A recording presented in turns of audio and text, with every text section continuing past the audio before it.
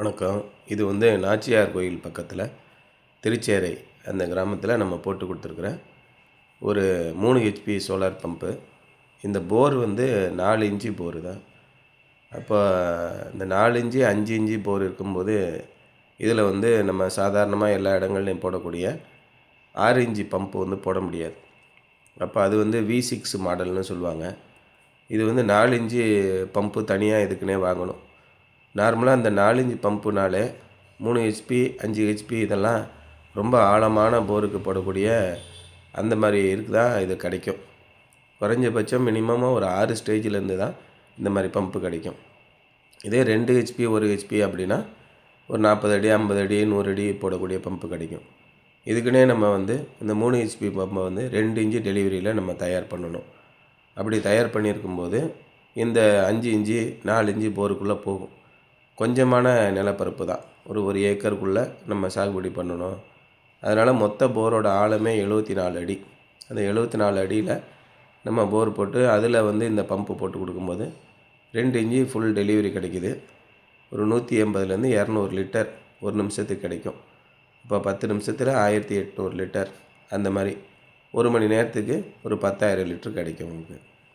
அப்போ ஒரு நாளைக்கு குறைஞ்சபட்சம் 6லேருந்து 8 மணி நேரம் ஓடும். அப்போ ஒரு 60,000 லிட்டர் சாதாரணமாக நெல் விவசாயமே நீங்கள் பண்ணலாம். ஒரு நெல் விவசாயம் பண்ணணுன்னா ஒரு ஏக்கருக்கு 1,00,000 லிட்டர் தேவைப்படும். அந்த மாதிரி ஒவ்வொரு நாளும் நமக்கு எவ்வளோ தேவைங்கிறத முடிவு பண்ணிவிட்டு சோலார் பம்பு போடுங்க. சோலார் பம்புக்கு பேட்ரி எல்லாம் கிடையாது. நேரடியாக சோலார் பேனல்லேருந்து வரக்கூடிய கரண்ட்டை வந்து நம்ம விஎஃப்டி டிரைவ்னு அந்த டிரைவுக்கு கொடுத்து டிரைவில் இருந்து நேரடியாக நம்ம வந்து பம்புக்கு கொடுத்துருவோம். வெயில் அடிக்கும்போது மட்டும்தான் ஓடும். நீங்கள் நைட்டு நேரத்தில் போய் விவசாயத்துக்கு நீங்கள் தண்ணீர் பாய்ச்சி அது மாதிரி ஆபத்தான விஷயம். நிறைய பேர் ஒரு வருஷத்துக்கு 200லேருந்து 300 பேர் பாம்பு கடியினால் சாகுறாங்க. விவசாயிகள் தான் ரொம்ப கஷ்டமான பொழப்பு. நைட்டெல்லாம் போய் 2 மணிக்கு தண்ணி வரும்னு போய் 2 மணிக்கு போடுவாங்க.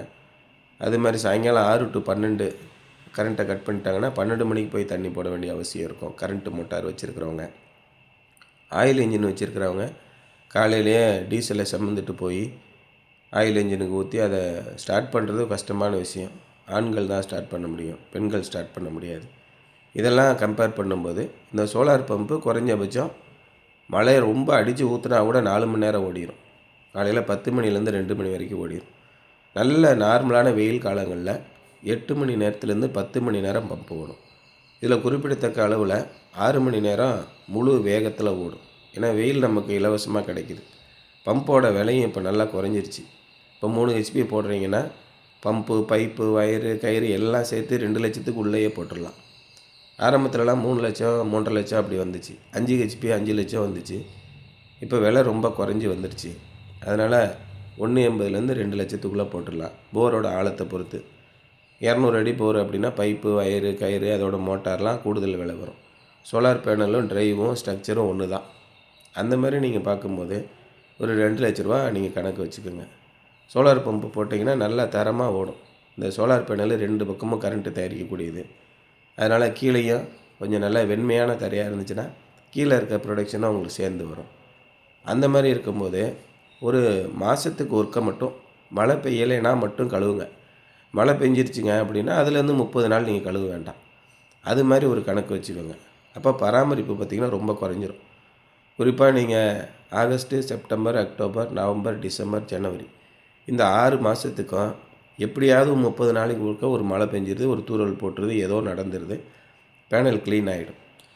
கோடை காலங்களில் ஒரு 2 மழை நமக்கு கிடைக்கிது. அப்போ ஒரு 8 மாதத்துக்கு நீங்கள் க்ளீன் பண்ண வேண்டாம்.